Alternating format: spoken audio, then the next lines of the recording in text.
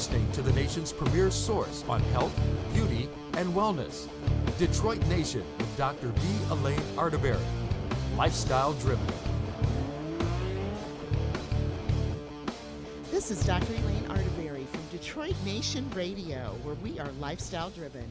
Detroit Nation Radio is a premier source for beauty, health, and wellness. We are committed to showcasing individuals that are driving the nation and are from Detroit and committed to health, beauty, and wellness. Today's guest is Greg Russell. I am absolutely delighted that he is here. He is the host and creator of Movie Show Plus. You just heard his voice on our intro. This is a half-an-hour interview show interviewing the biggest stars in movie and film. He's interviewed such big greats as Cameron Diaz, Denzel Washington, Morgan Freeman, Jennifer Lawrence, one of my personal favorites, and many, many more. This show has been on the air since 2002, and he has not looked back. He is the movie reviewer and celebrity interviewer for Life, Live in the D on WDIV NBC, Motor City. Welcome, Greg. And don't let me forget to say that you have an Emmy Award and producing awards. Yes. I am just delighted that you're here. I just am. Well, thank you Good very much for having me. morning. Good morning. Yeah, so tell me a little bit about yourself. You know, people from Detroit love to hear where everybody grew up and where they went to high school. So give me the details. Well, like you said, born and raised here in Detroit. Grew up in Conant Gardens. Went to Corville Elementary School. Wow. And I think that's where RJ went, as a matter of fact. Oh, really? Yes, Okay. neighborhood. Then I went to Farwell Middle School. Okay. And then went to Pershing for a year. Pershing, okay. And then went to the University of Detroit Jesuit High School for Oh, the rest. wow. So you have a long Detroit legacy. yeah. So you've lived in Detroit your whole life? My whole life. Oh, that's wonderful. How did you get so interested in films? I think it was just something, even when I was a little kid. My mother loved films, and back in the day, when they would have like revivals of certain films, because I'll never get us going to see Gone with the Wind downtown at the old Grand Circus Theater, which Where was this that? beautiful. Literally in the Grand Circus Park? Yeah. Wow, okay. And it was this beautiful movie theater, but back then I had to wear a suit.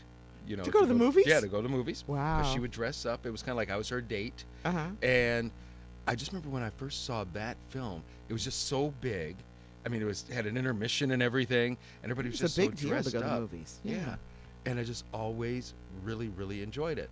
And then something else, like I've told folks before, my parents got divorced when I was 8. Mm-hmm. So my mother and older brother kind of like, did a lot of things just, to take care of, the kid. So at 9 years old, I got a television set for my birthday.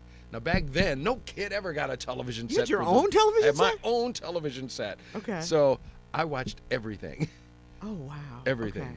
So, all the 4 o'clock movies and all like that. So, just got into it that way. You are so accomplished. You have a Silver Circle Award from the National Academy of Television Arts and Sciences. Tell me about that award, and tell me how it felt to get that kind of recognition from your peers. It was great because it's for something, for people who've been in business for 25 years and have done, a good job. And I think the thing that really made it hit home and so special for me is, well, one, they put together a video where you watch your whole career in front of you, from where I was this 22-year-old kid who worked on the TV show PM Magazine, jumping out of airplanes, swimming with dolphins and all that, Right. just to evolve, to where it is evolve today. professionally, yeah.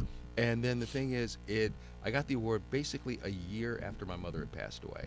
Okay. And she had always been my biggest supporter, my biggest hero, the person always telling me you can do whatever you want to do. Right. So that just made it so special. Oh, that's wonderful. It's a great honor. You have interviewed some of the biggest people in the industry and really become friends, over the years.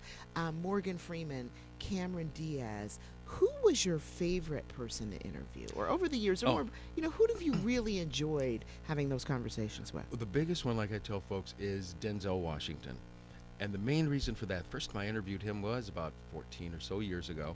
And when you're waiting out, because we do the interviews like in hotels. Right, where they are. Right. So, you're sitting outside and in the hallway waiting to be called in. And so my thought was, well, I've never interviewed this man, hottest actor. Men want to be him, women want to go Everybody out. loves Everybody him. loves him. So I'm thinking, if I go in and if he's a little prickly, fine, I can understand. You got Right. 2 Academy Awards, pal. Right. Hey, it's Yeah. okay.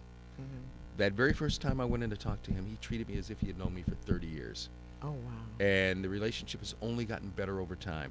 I always tell folks this as well. There are two incidents I can even bring up. One time I was standing in the hallway talking to a young lady, and it happened again later at a different movie, talking to somebody, and you look at them, next thing you know, their eyes get big as saucers. Right. And I'm thinking, is there a storm behind me? Mhm. Next thing I feel somebody tap me on the shoulder, and it's him coming over to say hello. Where, he doesn't have to come over and say hello, Oh, no. to anyone. But it's like he'd say, hey, man, how you doing? Da, da, da, da, da. And the girl's like, oh, oh, yeah, oh, he intends, oh, yeah. Exactly. We go way back, right? Right. That's my boy. That's it. Does it get easier when you interview people multiple times? Oh, Do you yeah. get sort of I don't want to say friendship, but more of a relationship and more personal as you interview people? Right. The more they see you and the more times they've seen you, the more when you walk in the room, they're like, oh, okay, good. I know this person always has, a nice interview. Right. You're not trying to dig in there, or, Right. So tell me about you and the babysitter. What? Wait. Right, wait, exactly. You and the nothing nanny, like- right? And yeah, so the more they see you, the more they are happy, and it's like, oh, great, da da da. Like again, Morgan Freeman, he's another one. One of the last times I interviewed him, we kind of even went off the movie. It was his fault. Right. You So got he's- off track, Yeah, right? so he starts talking about something else, and he's going, man, I need to do more movies because if I don't, I just get into trouble. And it's kind of That's like, funny. That may be true. it is. So we even joked around saying, please give Morgan Freeman a job because if you don't, he's going to get into trouble. So So who's the toughest person? Who's been the most challenging person? probably, and I think every critic in the world would say this, Tommy Lee Jones. Really? Yeah. Why? What you see on the screen, the way he always bad act- boy? Yeah, that's him in real life. You just kind of walk in the room, how you doing? Really? And he just grunts and groans and, and it's kind of like, okay, fine. Well, if you don't want to be here, you shouldn't be here. So Right, because usually he's promoting something. right. You're right. And our deal is, I'm trying to put money in your pocket. Right. So Oh, that's funny. I think it's interesting that it's just all about personalities, like many things in life. Oh, everybody absolutely. has their personality no matter what they do for a living. right, because even this was kind of really special. 2 weeks ago, I was in L.A. for the movie Hateful Eight, the new Quentin Tarantino movie that's opening up on Christmas Day. And so, interviewed everybody, go into Sam Jackson's room. Sam is just Sam. He just, Oh, yeah. how you doing? So you just see him and do your thing. But then Kurt Russell, we always have this joke that we're cousins. And then, You and him? yeah, that's our joke. Okay. Hey, Kurt Russell. Hey, Greg Russell. Oh, that's so cute. Oh, that's And wonderful. then Michael Madsen, who's also in the movie. Well, the thing is, after we're all done, that evening, I was down in the lounge at the hotel we're all staying at. Kurt Russell came over to our table and talked for like 20 minutes. Oh, my goodness. Yeah, I mean, he didn't have to, But you've interviewed him. yeah, Yeah, but exactly. he comes over and talks. Then Michael Madsen comes out and does the same thing, and you're just going, this is really It's really Great. about relationships, and that's a lot of the movie business. We're going to take a quick break. Okay. And we'll be back with Yay! Greg Russell, movie critic and movie interviewer, interviewing some of the best and brightest in Hollywood. Detroit Nation with Dr. V. Elaine Arterberry, driving the nation to health, beauty, and wellness. Drivers of Change, showcasing to the world the innovators from Detroit, Michigan, and the nation that are shaping the country.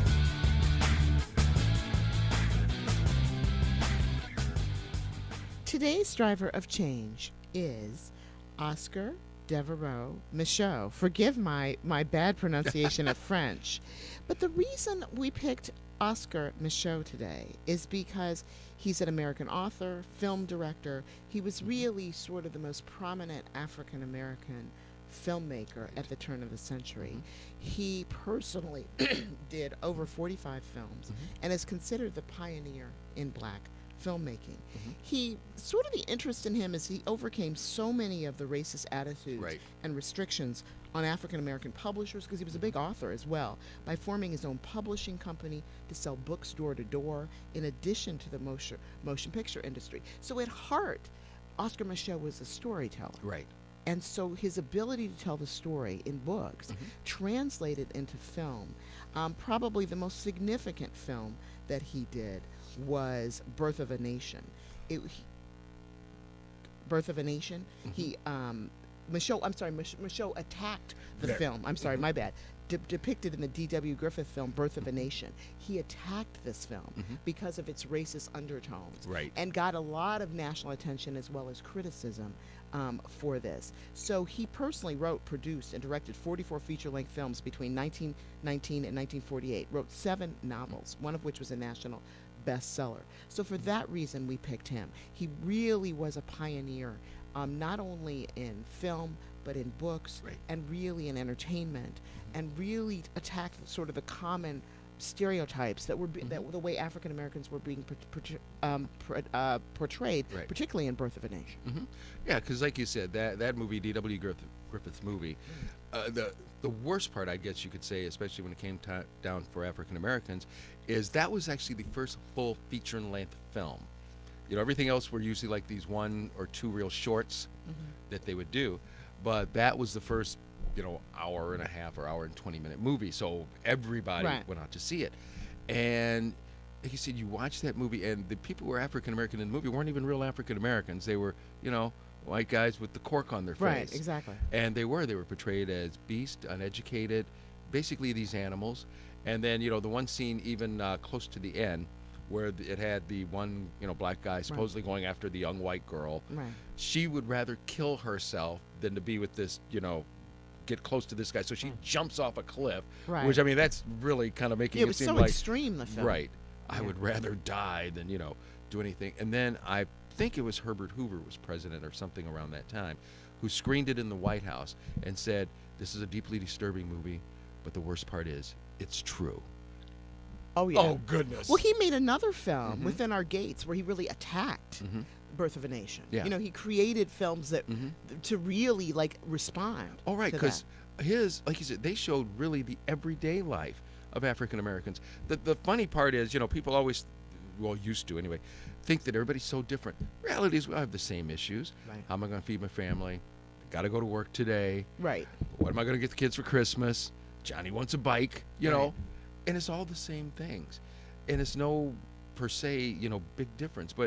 And that's what he showed in his movies. I mean, I think a white audience back then could have even gone to see one of his films and went, hey, this is the same stuff I do. Right, exactly. He brought the reality of African American culture into the movie business. Yeah. Which now we take it sort of for granted. Right. But that wasn't the case back then. Oh, yeah. Not even close. In the No. 20s? Oh, no. I mean, unless you were going to have everybody jumping around in a leopard skin and Right, being exactly. chased by tigers Right. through the woods. So who do you think is the hottest movie producer right now? There's so many, I know, but who do you think one of the hottest right now? Well, 2 of the ones who come to mind, first I'll even say Tyler Perry. Okay. Tyler Perry, the reason why they love him is because when he first started doing his movies, after they were bootlegged, because he was like the best-selling person on the street corner back You in mean the at day. the barbershop? At the barbershop, street corner, You can gas buy his station. movies anywhere. Oh, yeah. Literally. Yep. And Yeah. so because those were all the plays. So then when they decided to do the movies, and that was with Lionsgate, honest to goodness, I mean, I'm probably making up this amount.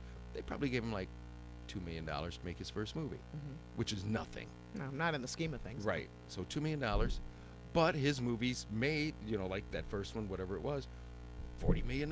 Right. So it's like, oh, we like this. We're going to give $5 million the next time. Right. Give $5 million. He brings in $60 million.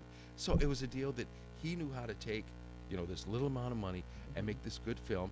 And the thing is, even with his stuff, yes, it's a wide African American audience who will go see it, Right. but it's also white audiences as well. People of all different ethnicities will go and see his stuff because, again, Medea may be this big, loud, black female, but everybody's got a big, loud something or another. In the In the family, family, yeah, right. cousin, auntie, something. Right, of whatever ethnic group. Oh, that's true. I think it's so true that movies really depict a lot of what's going on in real life, and sometimes are predictive Oh, yeah. of what happens in people's lives. We've talked a little bit about what you think young people can do to sort of break into the movie business. I think Yeah. it's so different from the time of Oh. Oscar Michaud, where you needed a whole production company. I mean, some people are doing movies on their iPhones. Oh, absolutely. I mean, there's a movie, it's nominated for some awards this year. It's called Tangerine. And it's actually all about the transgender, transsexual community in West Hollywood. Okay. Movie itself, little, not because of its subject matter, but just because of, a lot of the language really Okay. makes it subject for me. But you're right, they shot that movie on their iPhone 6. But nowadays you can get so many different filters for your phone where it doesn't look like, crappy, videotape or whatever. Right. You watch the whole movie and it looks like it was done on a big, whatever. With a big production Big company. production company, big cameras. That's fascinating. Mhm. Do you think that's leveled the playing field for people? What Oh, would you tell definitely. people that want to make their movie? Young people that want to make a movie. Well, What would you tell them? What I would tell them is, like when I was first starting out, the equipment was way too much money. We could never have afforded it at Right. all. And so, you just had to depend on either renting or whatever. Nowadays, like I said, you've got a cell phone. Everybody's got a cell phone now. It's no longer a, privilege. It's now a necessity, Right. for all people. So you've got one. You've got a computer. And even if you don't have a computer at home, your school probably has one, or you can go to the library. Library, yeah, absolutely. And all computers have some form of video editing software on them. Oh, at this point, yeah. Yeah. I mean, you don't necessarily have to have Final Cut Pro or Avid or something like that. Right. But whatever the little one is that comes on your computer, well, you can at least learn the basics. How to cut, how to splice, how Right. to put the stuff Edit. together. How to yeah. add the sound. Yeah. So are there really any barriers? I mean, the movie industry is one that's supposedly glamorous and Mhm. glitzy, and people are at the top of their game. Are there really any barriers for people to be a filmmaker anymore? Not anymore. Because nowadays, you can distribute your stuff on the internet.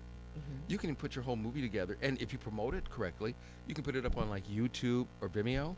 Yeah, there's like whole series like soap operas Oh, yeah. on them that And- are on there now. Right. And you just promote the heck out of out of your page. Mhm. Go here, watch my new movie. Right. And the thing is, if you get a lot of viewers, especially like on YouTube, they pay you money. Right, exactly. 5 cents an ad. Yeah, pretty much. That's right. Get those Alka-Seltzers, folks. But But it's true. Yeah. But it's true. So I think the barriers, I think the playing field has been leveled. yeah.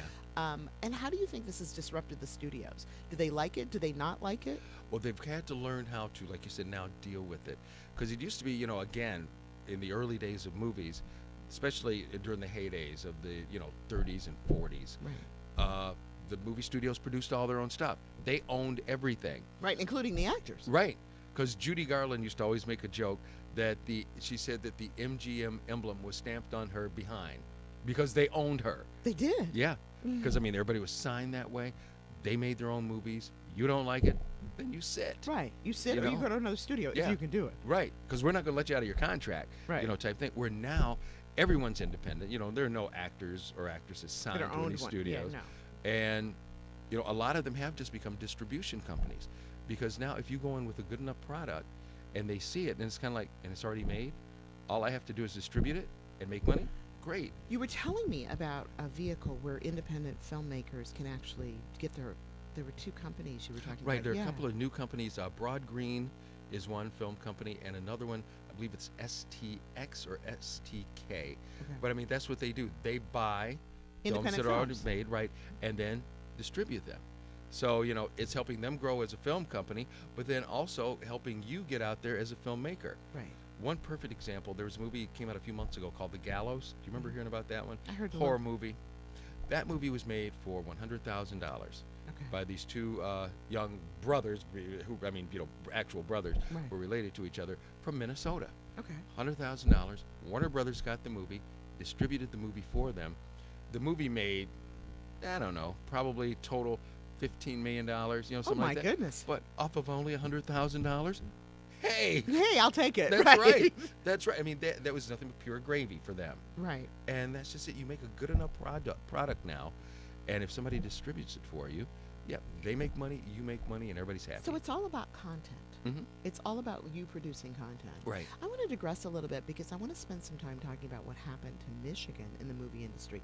A few years ago, well, maybe a little longer than that, we had a really burgeoning movie. I mean, we were poised to be the next sort of, I'll say, no, you're not going to be Los Angeles or New York, but Right. Chicago. Right. Right. We were poised to be sort of the next nidus for filmmaking and television. Yeah. What happened with that?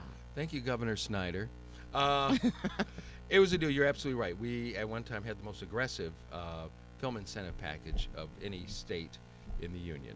And so all the movie companies, they started coming here. And the thing is, they loved coming to Detroit, Michigan. Right. Detroit and Michigan. Because, they came here and they realized, hey, this city isn't what we've been told it is. And so they love shooting here. Michael Bay, as an example, every movie he's ever done has that train station in it.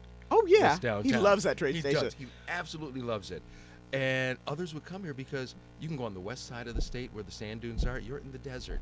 You can go out on Lake St. Clair, go to a certain point where all you see is the sky meeting the water, and you're on the ocean.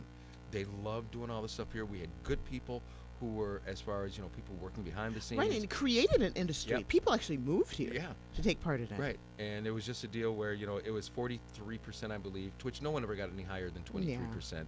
And truthfully, I mean, I'll even go on record as saying this. I really just think it was just the governor, just having to, pay off some, campaign debt, because even his own party, the Republican Party, would hold rallies because they wanted to keep it. Yeah. As well. I think it would have been a huge benefit to our community, Oh, yeah. particularly at the time. Detroit was struggling with, sort of the loss of some portions of the auto industry Right. and loss of jobs. I think it would have been an industry that would have been emerging. Do you think it'll ever come back? Well, hopefully, because this is Snyder's last term, since they just have the 2 terms, hopefully a new governor will come in and reinvestigate it. And, then just set it up where someone then next can't come along and just, oh, okay, Yeah. you did it. And also I think it was a deal. It was put together by Jennifer Granholm, a Democrat. So it's like, oh, well, we got to get rid of it. No, set it up where it's like some law or whatever, Right. where it can't be touched, can't be disturbed.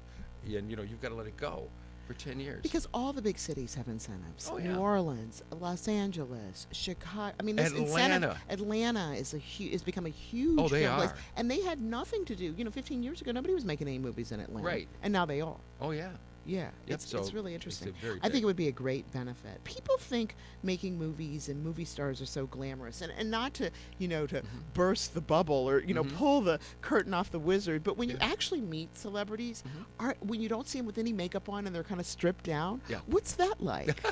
It's always a lot of fun. Like you'll see them sometimes out at the pool, when Right. they're out in L.A. Yeah. And sometimes you don't recognize them. Really? Yeah, because it's kind of like, that's you? Okay. and and then a lot of times, they're just down to earth folk who just just doing things for a living. Right. In fact, here's a very quick story I'd like to share. Remember the movie The Breakfast Club? Yeah, I love that movie. Me too. There was a time when we were staying at the Four Seasons, and they had these 2 little pods outside where people could sit and enjoy whatever you were enjoying. And so one time, my buddy Jim O'Brien and I, we had one, and usually people would come up and go, "Hi," if it's just 2 people. "Hi, is it okay if we join Right, hang you?" out in your pod, right? Yeah, and so I said, "Yeah, cool." So it was a guy. He had long hair, you couldn't see his face, and these 2 girls. And so it's like, okay, great. So the one guy and one girl sat on the other side, and the one girl sat next to me. Okay. And we all, you do the introduction, but it's like the Charlie Brown teacher. "Hi, I'm wonk, wonk, wonk, Right. wonk, wonk, wonk." Right. And so, okay, great. So Whoever, Jim and I- right. right. And next thing you know, so they said, "Oh, here comes one more person. Is it okay?" And I said, "Sure, we got plenty of room." Well, it was Anthony Michael Hall. Oh wow. The guy with the long hair pulls his hair back. It's Judd Nelson. No way. And the girl sitting next to me is Ali Sheedy. No way. Yes. The Breakfast Club. Yes!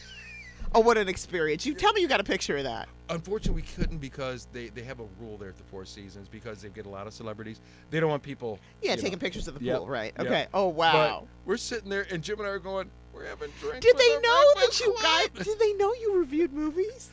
We told them later, and so Okay. it just all became this nice, fun. Oh my goodness. So Evening. everybody's down to earth. Oh, yeah. But you really didn't recognize him? I mean, seriously? Yeah, well, like I No said, makeup. Yeah, his no hair makeup. was down, and she looked a little different because I wanted to sit there and tell her, I used to have the biggest crush on you, and now I'm sitting next to you.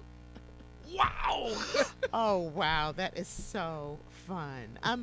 To me, movies are about detail. Okay. There's a technical side, there's a detail side, and there's a creative side. In order to produce a great movie, what do you think is it more important to be creative or to have your technical or to have the film look good? What's more important? A good story. I mean, that would be one of the most important things, having a good story. Like you said, also having it look good and sound good. Because we would even say this about television. You can have the best TV show, and I've seen this, from some Right. folks. Great TV show, but the audio stinks. Guess what? Nobody's watching your show. You can't engage them because Right. they can't hear it, Right, can't hear it, or it's or it's muffled. So, make sure your levels are all good. Like you said, also have a good team. Also make sure you pick the correct actors to be in it.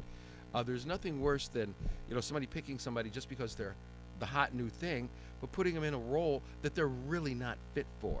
Right. that's really not. So casting is huge. Oh yeah. Do casting directors get a lot of sort of gravitas? Are they considered like, well, they're the ability to pick the right people? Is that a skill? It is, and nowadays though, especially if it's a bigger movie because of the way it's changed, the studio will immediately come up and say, okay, we want Robert De Niro or we want Jennifer Lawrence. You've interviewed him, right? Oh yeah. Oh yeah.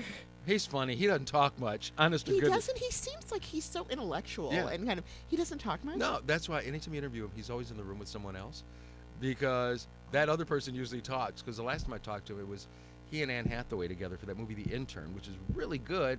Yeah. And you just talk and you'd even go, so Mr. De Niro, tell me about you and Anne, blah blah blah. And he's just, yeah, it's fine. Yeah. So. Oh, so it's not really. He's not that super engaging. No, but I mean, he's nice. It's just Oh, sure. he's like just really shy in real life. But no, he's always great. He talked to me more before we did the Isn't interview. that interesting? And then you guys turn the cameras on, and Yeah. there you go. Then he's right? off.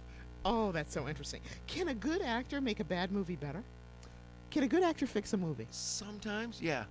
I mean, because you'll go and see them, just because it's like, okay, since we mentioned Jennifer Lawrence, Right. she hasn't really made any bad movies, Right. but it's kind of like, oh, I like Jennifer Lawrence. I'm gonna go watch this, And that's what and see it. drives that. Yeah. With the advent of social media and the internet, do you think in 20 years we'll even be going to the movies? Or do you think everybody's going to be at home watching everything? I think there will always be movie theaters of some kind because it's still a great social event to get out of the house. Right. It's usually your first date that Oh, you ever that's went true. on. Right? Then once you're say in college or whatever, it's also a great social thing where you and your buddies can all get together and go and see it. Then afterwards go out for pizza and talk about the movie. Right. And then when you're married, you want to get out of house. You want to go to the movies, Yeah, right? it's like, what do we do with the kids? Hello, Grandma, and leave them there and go see a movie because it's still also economically one of the best or things is in regards to money. Mhm. I mean, I know tickets are like what $10-12 or something like Right. that. That's still cheap compared to going Going to to concerts Disneyland or whatever. concert, right? Exactly. What do you like best about what you do? The travel, the fact that, like I said, I've loved movies my whole life. So I used to want to be an actor, but Okay. obviously that didn't work. But I'm still in this business that I've always Right, loved. you're still engaged, Yeah. right? And I've been seeing so many of these things. I know you probably have too, like on Facebook. It's like enjoy your life. Don't just live it, or don't Right. just go wake up every day and go do something that you don't really like. You've got to enjoy every day because truthfully, we don't know how many days there are. No, you Eh, don't. And just have fun.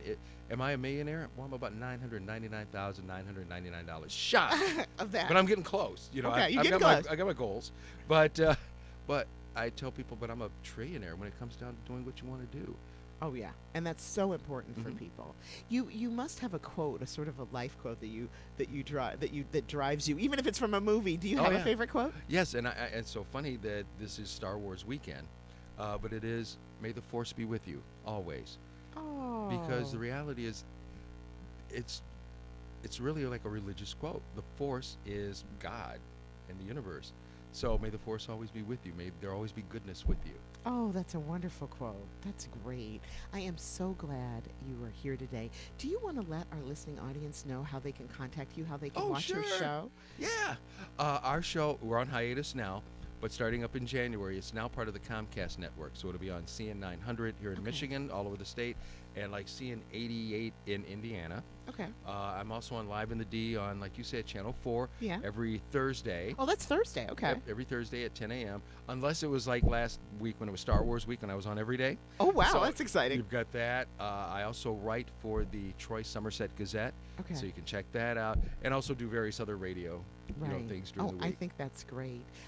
I'm so glad you were here today, Greg. Me It was too. just such a pleasure talking about the movie business. Thank everyone for listening today to Detroit Nation. This is Dr. Elaine Arterberry for Detroit Nation, bringing you a premier source of health, beauty, and wellness from Detroit. Follow us on Facebook, Instagram, and Twitter at 313 Nation Radio. And as always, achieve your personal best and beat it. See you next week.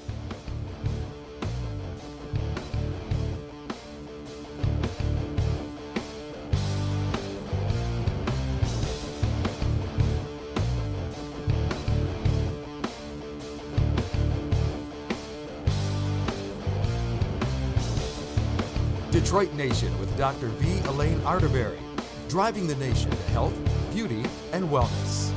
Lifestyle driven.